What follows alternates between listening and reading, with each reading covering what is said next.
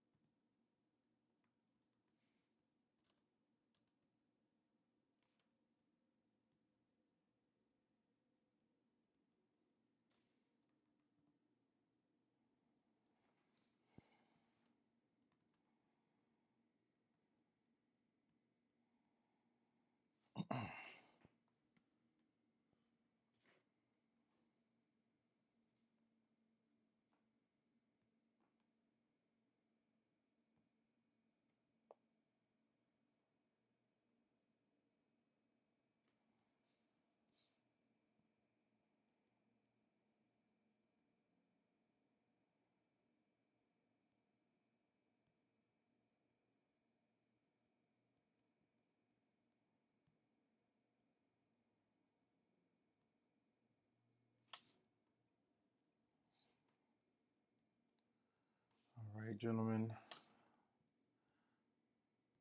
Just hang tight. Usual. I'm taking attendance as I let you guys in.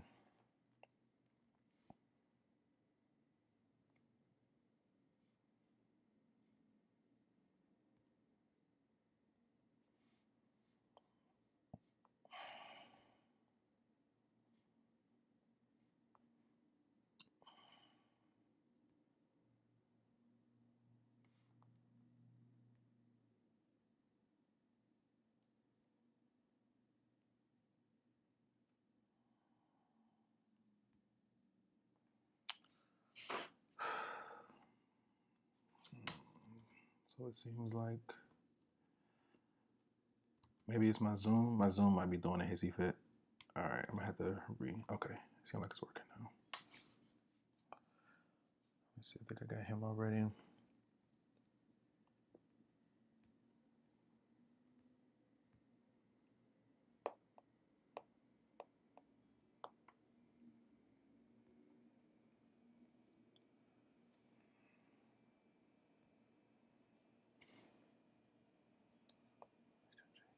KL.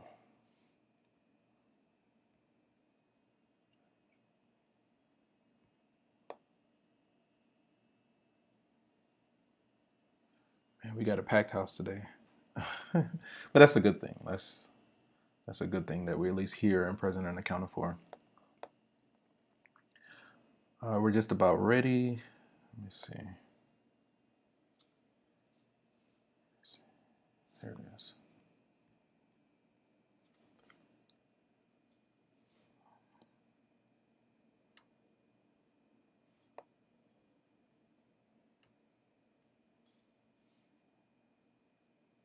Okay, I think that's everybody. Let's let these guys in. Okay.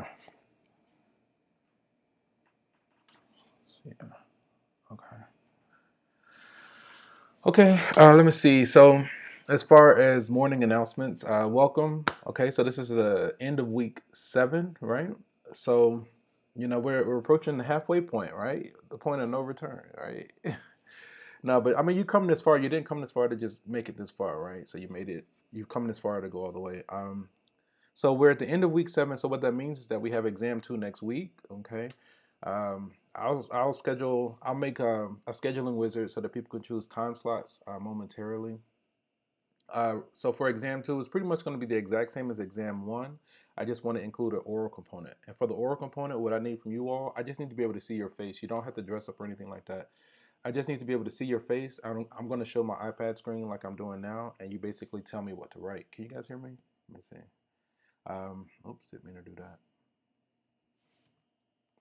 Let me see if there's anything else. Yeah, and so what I've been doing over the past week or so, I've been trying not to go into chapter 2, right? I want to save that for after exam 2, and then we just kind of been focusing on.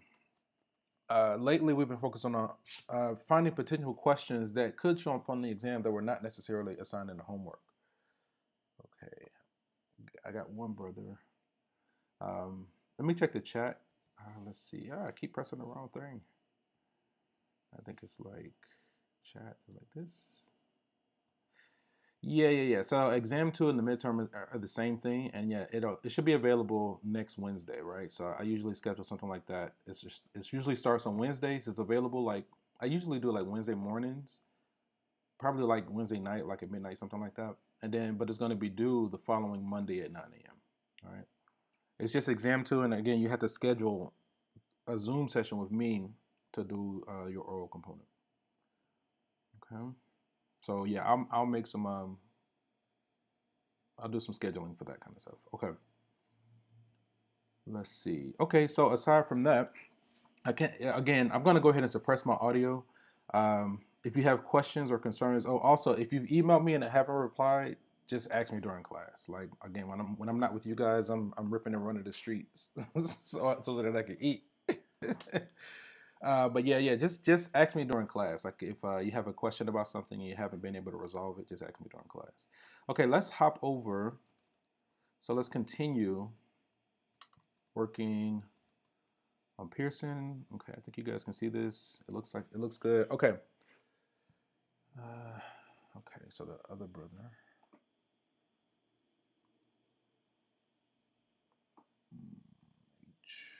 Okay, cool.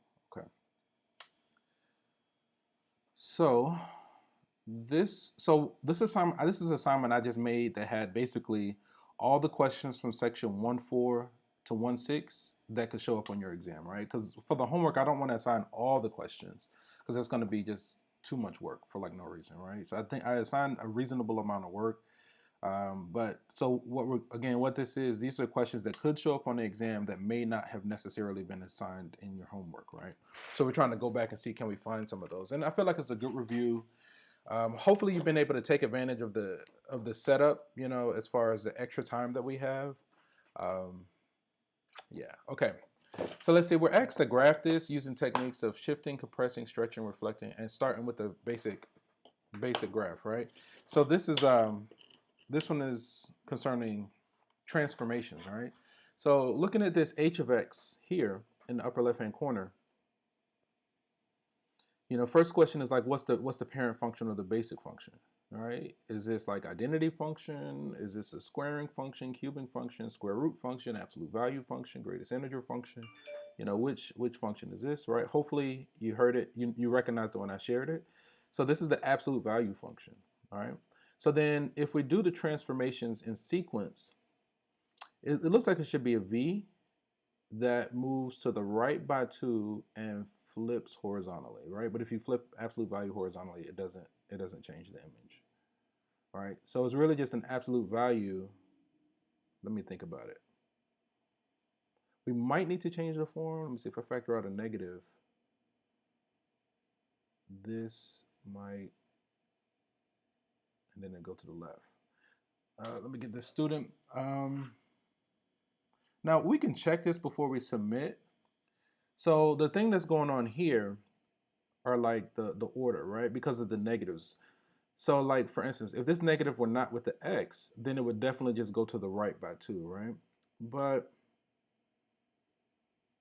I'm trying to think if I'm doing this proper. It's either going to go right or left. And again, it's just the negative by the x is kind of throwing things off. Now we could rewrite this, like if we factored out a negative and wrote it as x plus 2, then that would make it go to the left. But my first mind is say go right to the 2. You know what? I'm just going to go to the left because this could be rewritten, right? And it should be the same. Let me go to the left by 2. Actually, before I do that, so what I'm going to do, I'm going to click on view an example, right? Because I just want to see the explanation behind this one, right? So we have, yeah, and see, this is what I was talking about, right? So first, okay, yeah, so they rewrote it, right? So this one they had 5 minus x. So then they rewrote it as negative x plus 5. When you factor out the negative, you get x minus 5. And now this expression you can rewrite where basically this, you can separate the absolute value of the negative 1 and this. So this becomes absolute value of x minus 5, right? So then once we rewrite it, let me see. That should go right 5 and then flip. Let's see what happens. Let's blah, blah, blah, blah, blah, blah. Okay, okay. Consider the horizontal. Hang on, I just want to see what the final, yeah, right by 5. Let me see. Don't want to close just yet. Okay, so right here. So the given function can be written as this. To obtain this function, the graph of this is reflected about, so they did the reflection first and then shifted horizontally to the right, right? So first they get it in this form, but then that tells you which way to shift. At first glance, it looks like you will go what? Left 5 and then flip, which you could do, but you know. Okay. Notice that reflection in absolute value of y equals absolute value of x does not change the graph, which is shown to the right. Okay, that's fine. Since 5 is subtracted inside the absolute value, it's shifted 5 units to the right. Okay, so long story short, what we can do, we need to basically get it in this form right here, where we factor out the negative, and then you can rewrite the absolute value, and then this is the same as absolute value of x minus 5, which just goes to the right by 5, right? That was my hesitation. So with ours, I'm just going to kind of talk it out instead of write it. If we factor out the negative, this expression is the same as the absolute value of x plus 2. So since we have plus 2, after that manipulation and getting it into the proper form, that means we go to the left by 2. All right. So what we're going to do, we know it's absolute value, and we say it go left by 2. All right.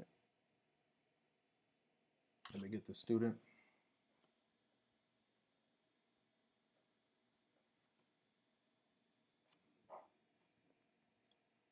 Okay. So then we need another point, right? So for instance, when x is 0, then y should be 2. Right there. All right. Okay.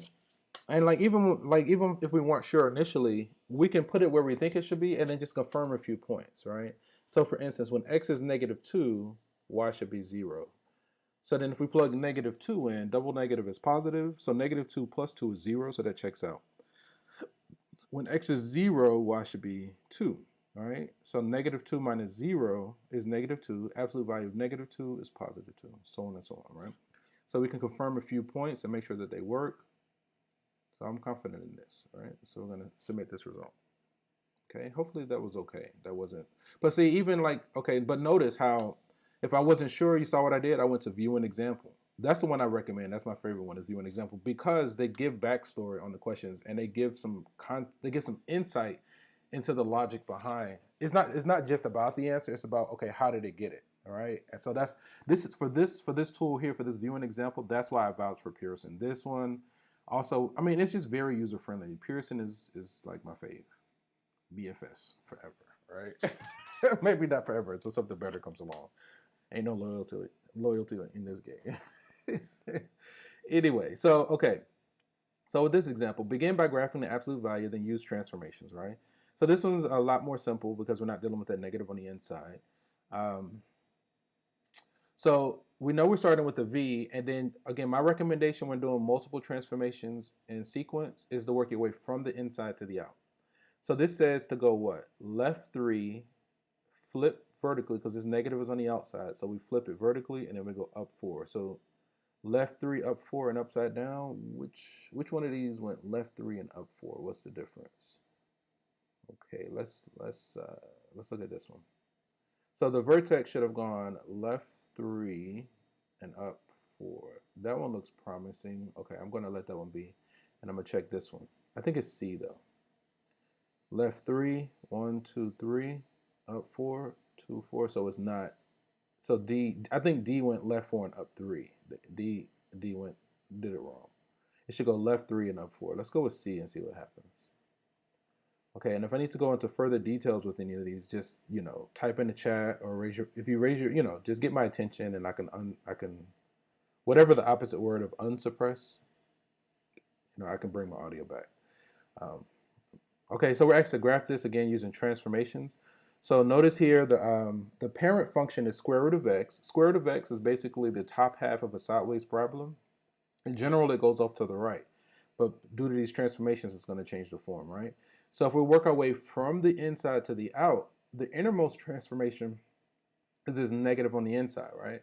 So inside manipulations, generally cause a horizontal change. So this should flip it horizontally across the y-axis. So we flip horizontally. So now it's the top half of the sideways parabola going off to the left. And then this says go down by 2 because this -2 is outside our basic function. Outside manipulations generally cause a vertical change and follow our intuition. Right? So basically this says we have a top half of a sideways parabola. It goes off to the left and then we go down by 2. So the only one that went off to the left and down by 2 is this guy here. Okay. Next. Oh. Okay. Graph the function. Okay, so still more transformations. This, man, section 1.5, we actually get through fairly quickly. The step. This is called the greatest. This is a step. This is called the greatest integer function. It's a step function because the graph generally looks like the steps on the staircase. And this one was the one where, so you always want to take the greatest integer less than or equal to whatever that value is, right? So if you have an integer inside this function, then you just take the integer. If you have a fraction or a decimal inside this function, then you take the integer to the left, right? If you put that decimal between the two nearby integers, you always take the integer to the left. So this is called the greatest integer function. So let's see now. So if we consider the transformations working our way from the inside to the out, the first manipulation we subtracted a 1 inside the function. Remember, inside manipulations generally cause a horizontal change, and they're generally the reverse of our intuition. So so this should move to the right by 1 unit, right? So let me see. Okay. So C is promising. Let's just kind of, yeah, A looks like it went the wrong way. It looks like it could be B, it could be C, it could even be D. Let's kind of get some more information. So then we multiplied the outside of the basic function by 3. So we multiplied the outside of the basic function by a number larger than 1. So outside manipulations generally cause a vertical change and they follow our intuition. So this is going to cause a vertical stretch by a factor of 3. So this should get tall and skinny. So it can't be B and D because those got squished. A looks like it went to the left instead of to the right because generally the closed-in dot starts on the origin. So this looks like it moved to the left, right? We needed to move to the right, which we said C does, right? C moved to the right by 1. Okay, hopefully that was okay. If I need to go into more details, just let me know and we can talk about it some more. All right. Ooh.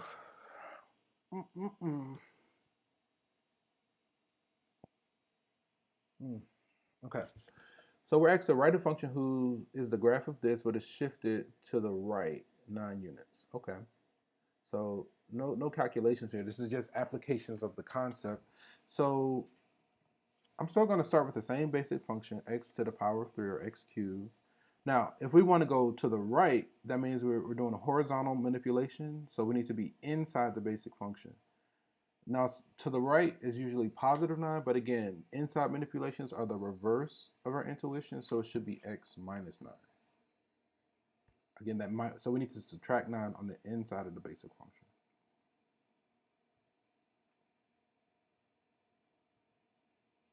Okay.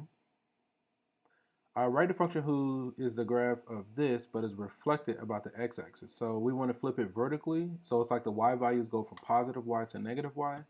So that means we need to multiply the outside of this by a negative. All right, so it should be negative parentheses x plus 4 squared. If we want to flip vertically, we need to manipulate the outside, and flipping over an axis is multiplying by a negative in the proper location. Okay. So I am trying a different technique with my stream. Hopefully, hopefully the streams are more smooth than they've been in the past. In the past, I move it to like another desktop, and I guess that lag across desktops was that the power to record across desktops was causing a lag. So now I'm like, okay, well, let me try to keep it all in the same window and see if, because I've noticed that does help improve the stream. Write an equation of a function that has the given characteristic, has this shape, but it's upside down and shifted 9 units, shifted right 9 units and up 5 units. Okay. Okay, so we have our basic function. If it's upside down, so we flipped it vertically, so the negative needs to be on the outside. That's all of these. It says shifted to the right by 9. So if we're going right 9, that means we need to subtract a 9 on the inside. So it has to be either C or D, and then up 5 units. And the only one that went up 5 units is C. Right? So this is like a language. This is a story. It says start with a parabola, and then it gives you instructions on how to arrive to that conclusion. Okay. So this is actually a language class. I know it's mathematics, but it's a language. And it's actually talking about stuff that you already know. It's just another way of articulating it. This is fine. Write an equation for a function. Let me see. Is this graph shifted 4 units left, stretched vertically by a factor of 5, reflected in the y-axis, and then shifted 2 units up? Okay. So I'm going to start with my basic function, x to the power of 3. Notice I use my parentheses. Now, the first transformation, it says shifted 4 units left. So we're going side to side, so that means we need to be inside the basic function. If we're going left, normally I would think left is negative, but again, inside is the reverse of our intuition. 4 units left, so we need to say plus 4. Stretch vertically by a factor of 5. So if it's a vertical manipulation, that means we need to be outside the basic function. And it follows our intuition, so we're going to multiply by 5.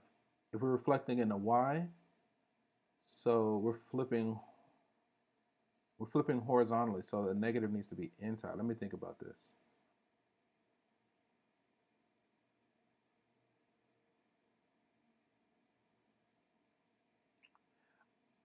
Okay, I'm going to view an example again because, you know, it should it just be negative x plus 4, or should it be negative parentheses, you know, x plus 4.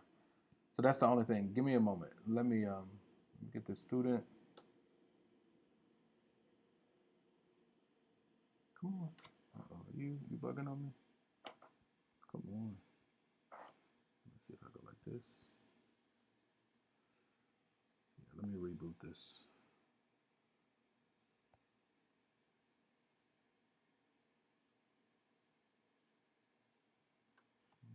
It's this one. And this gentleman. Cool. That worked. Okay. All right. Let me think about it again. Okay, I'm tempted to distribute a negative. I'm going to write this as negative x. But let me just view an example before I do it. Let me go like things like this. There it is. Let me view an example. All right, I'm gonna hit. It's how many parts? There are 4 parts. 3. Right here, the negative. So we have the x. We're at this stage where we have the like. In their case, they have x plus 7. So reflecting on the y-axis, right? To reflect the function in the y-axis, replace x with negative x. Okay. So yeah, we just replace x with negative x. Cool. That's all I needed to know. So then this basically we just put a negative right here. Okay, we did the vertical stretch by a factor of 5 to reflect in the y. That's why we did this negative here. And then we want to shift it 2 units up. So that means we need to be back outside, and we need to say plus 2 on the outside of the basic function. This should work. Okay, let me give my laptop some power. I have the power. Okay. A little bit of He-Man reference. Don't ask me anything else about He-Man. I don't remember. All I remember him is that sword talking about I have the power. All right. Basically more transformation practice, right? Let me see the time. So it says the graph, write an equation for the function whose description is given below. The graph of f of x equal absolute value of x, shifted 6 units right, compressed horizontally by a factor of 4, reflected in the x-axis, and shifted 5 units down. Okay. So first we're starting with the absolute, nope, that's not absolute value of x, right? Now the first transformation, it says shifted 6 units right. 6 units right. So right is the positive x. So again, since we're going side to side, that means we need to be inside the basic function, and it's going to be the reverse of our intuition. So since right is positive x, that means we need to use negative 6, all right? 6 units to the right. Compressed horizontally by a factor of 4. Now let me think about this one. So if we're squishing horizontally, that means we need to be inside the basic function, and we need to be multiplying. But it's the reverse of our intuition, right? So if we want to, let me think about it. Yeah, if we want to compress horizontally by a factor of 4, let me look at the viewing example. There's a few other things going on there. Let's see. Compress. Okay. So the resulting function, let's see, now compress the function, this absolute value of x minus 2 by a factor of 5. To compress a function f of x horizontally by a factor of b, replace x with b times x. Okay. Okay. Well, that's fine. All right. So we're multiplying by a number larger than 1, so it's going to cause a horizontal compression. So we're just going to multiply this by 4. So the same way, like if I get stuck, I use the viewing example. That's what I mean, I would imagine that you all would have discovered that by now, but this is why I've been using, this is pretty much the biggest reason why I've been using Pearson. So that way, you know, you can essentially teach yourself, and then, but you have an explanation with each question. This is the reason why I've been using it, because, you know, everything that you need is right there. Reflecting in the x-axis. So we want to flip vertically. So that means we need to multiply the outside by a negative. And see, like if you haven't made it your way through the homework with stuff like this, and then you get on the exam, then you might be like guessing and checking. Especially like when you get on that oral component, then it's like what, right? Reflecting the x-axis. So we want to flip vertically. So we multiply the outside by a negative, and we want to shift 5 units down. So that means we need to subtract 5 outside our basic function. Okay, we're going to go with this and see what happens. Let's see what happens. Okay, that's interesting. Has this student been here? No. Okay. Who else? Let me get this student as well. I got him already. No, what did I hit? Okay. Yeah, I got to track down some people. I think some guys I haven't seen at all. I might do that today. Just go ahead and make you guys exams. Go ahead and do that scheduling wizard. And then track down the missing students that I haven't seen. This is a good day to do something like that. Okay, let's keep it going.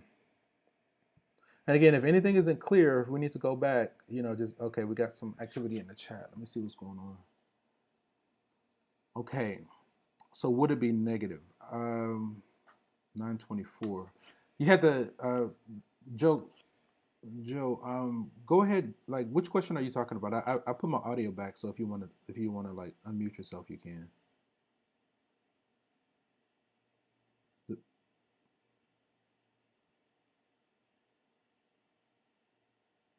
Not this one, the other one.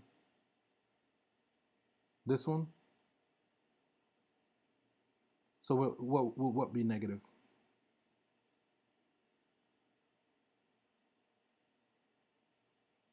What would what be negative? Okay. So let's kind of walk through this. Let's walk through this one more time, right? So the basic function was x cubed, right? So then it says shifted 4 units left. Let me think about it. Oh yeah. So remember, the inside manipulations are the reverse of our intuition, right? So before here, let me just do a similar. I'm gonna do a similar question. So the basic function is x cubed. So I'm gonna start with x cubed, right? X to the power of 3. Whoops, not like that. Also, well, I'll mention that later. It says shifted 6 units left, right? So if we're going left, we need to be inside the basic function. Now, left is the negative x direction, but remember, inside manipulations are the reverse of our intuition. So instead of being minus 6, it should be plus 6, right? Stretch vertically by a factor of 3. So vertical means we need to be outside. We're multiplying by 3. Now, if we're flipping over the y, I think last time we just put a negative right here. We replaced x with negative x. Right? And then shifted 2 units up. 2 units up. So we're going to say plus 2. Hopefully that cleared it up.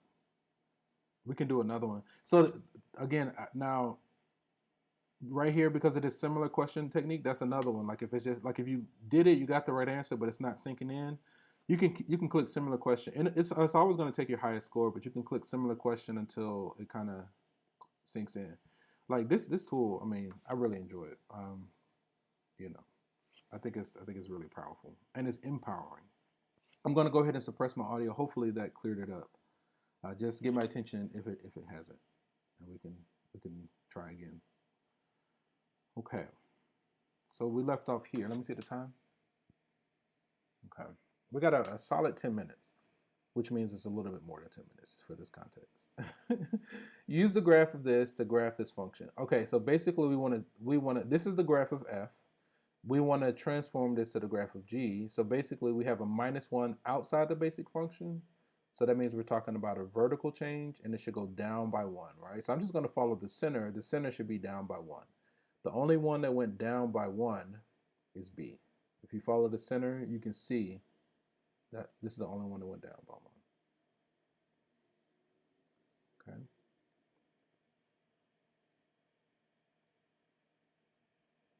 Okay, so this one, we're taking this function f, we're stretching it vertically by a factor of 3 and flipping it vertically. So it should be upside down. So instead of like kind of pointing down, it needs to point up, and it needs to be taller and skinnier. The only one that looks like it's pointing up is C. That's down, that's down, that's down. Only one that's been flipped is C, so I'm just going with C because that's the only one. It's been flipped and it's been stretched vertically by a factor of 3.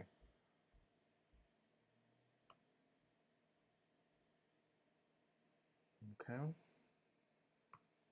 Let's try another one. I guess I could have did the desktop audio. That might fix that. Use the graph of this shown below. Let's see. Okay, so now we're multiplying the inside of our function by 1/2, right? Let's see. So we're multiplying the inside by a number between 0 and 1, so that should cause a horizontal stretch, right? It's the reverse of our intuition. Because it's inside, it causes a horizontal change, and it's going to be the reverse of our intuition. You would think that because you're multiplying by a smaller number, it would get smaller, but the reverse happens. Since we're multiplying by a smaller number, namely a number between 0 and 1, it's going to cause a horizontal stretch. So it's going to get wider horizontally by a factor of 2. So wider, the only one that looks like it is stretched horizontally is C. D looks like it was stretched vertically. So I'm going to go with C. This is the only one that looks like it was stretched horizontally. Okay.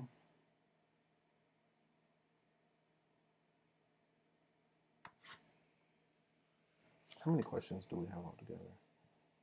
Let's see something. So in this assignment, 135. I guess this is okay. Let me make it bigger again.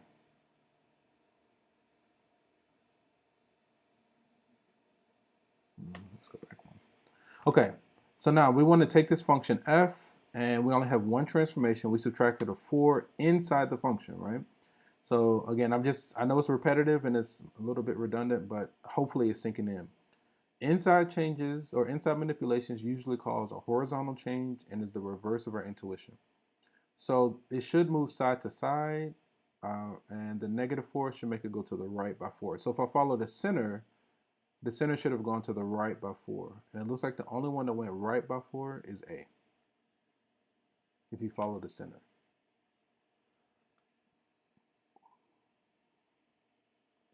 Okay. All right, we got several transformations in sequence. So first, this -2 inside says to go right by 2. So I'm going to follow the center again. If I go right by 2, right, We multiply the outside by a number between 0 and 1, so that's going to cause a vertical change, and it's going to follow our intuition. So that means it's going to be smushed vertically by a factor of 3, right? So it should have gone right by 2. It should be smushed vertically. It should also flip vertically. So now this little double thing should be on the top, and the single point should be on the bottom. Let's see. So it can't be B. It can't be C. So it's either A or A or D. These have both been smushed vertically. Let me see. We went right to smush vertically, flip vertically, and then we go up 4, right? So the only one that went up 4, I think, is A. D looks like it went right by 2, but it didn't get smushed. I mean, it didn't go up. It didn't go up. Okay. That one was a little bit involved. Let me see the time. We can do. We have. I mean, I usually don't like to keep you guys past 9:45. Let me see. Let's try 1 or 2 more, depending on how long they take us. Okay, this probably will be the last one. Let's go like this. A little bit more. Sure, a little bit more. Why not? Nope, that's too much. Okay.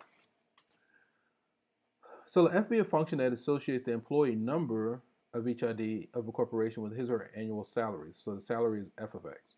Suppose each employee was awarded $600 across the board. I know we did this one before, so we're just going to go ahead and knock it out. And an additional 4% of his or her increased salary. Write a function that describes the new salary. So let's start with the old salary. The old salary is expressed as f of x, right? Okay. Suppose each employee was awarded a 600 across the board raise, right? So you take the old salary and you raise it. So plus, you raise it by 600 on the outside. So that's going to move the entire salary up.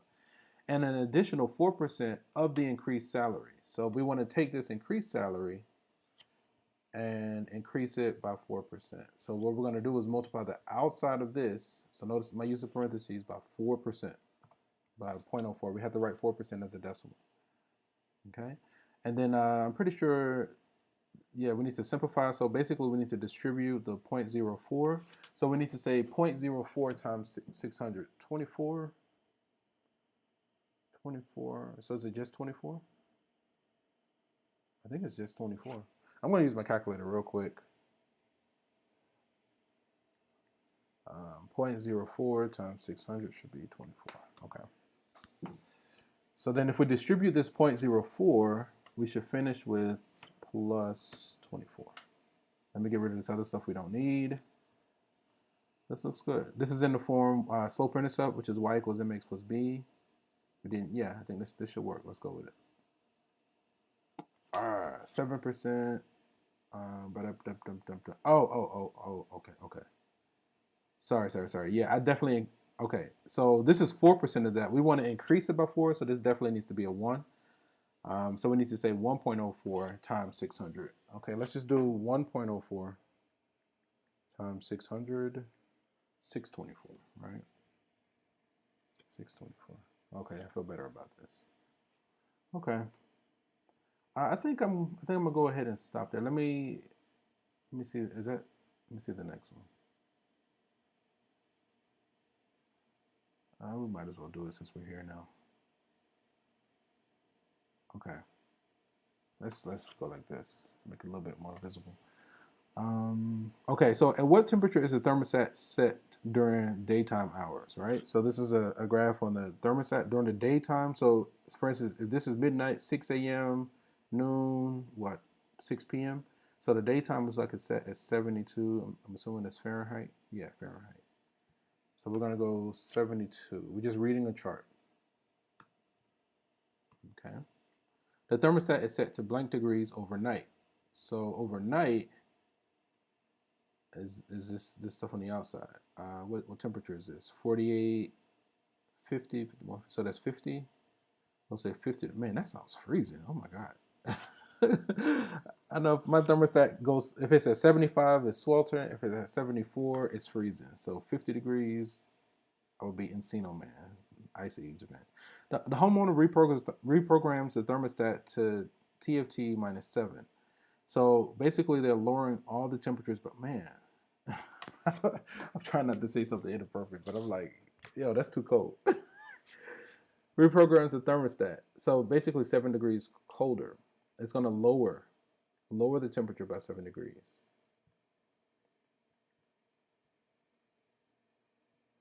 Okay. So it should be the same graph, but just move down by 7. So instead of being at 72, that should be like 65. This one, 65, right? The other one is look like it went up.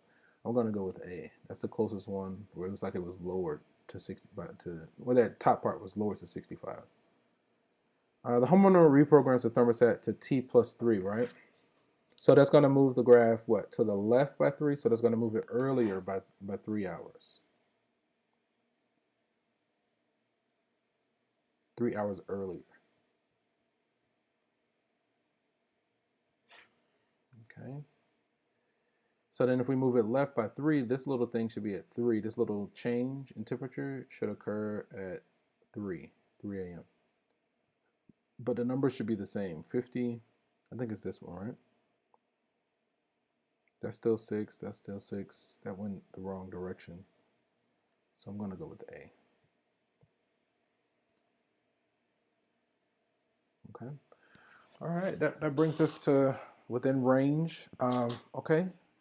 So if there aren't any burning questions, we're going to end the session here. Let me see. Have a good weekend. You know, we'll start exam 2 next week. I kind of, you know what? I might just take the whole week to do the scheduling because usually I make it available on Wednesdays. I'm thinking now it might make more sense to make it available on Monday. I might just give you a few extra days. So instead of Wednesday to Monday, I might just do Monday to Monday. That way I can, and I'll just use class time to, you know, to do the oral exams, right? So that's probably what I do because that makes more sense to just let that whole week be devoted to the exam. Okay, so you just got a couple of extra days. I'll just try to get that up and running for you. Again, if there aren't any burning questions, we're going to end the session here. And from one beautiful mind to another, enjoy the rest of your weekend. Take care, guys. Peace. Work hard, play hard. Get outside, exercise, enjoy the weather while you can. I haven't created it yet. So the question was, where do we sign up for the orals? I'll be in contact with you about that. If anything, I mean, it might even be like, okay, we log in next week, and then I say, hey, go here, and then you go there, and we'll probably start it at that time.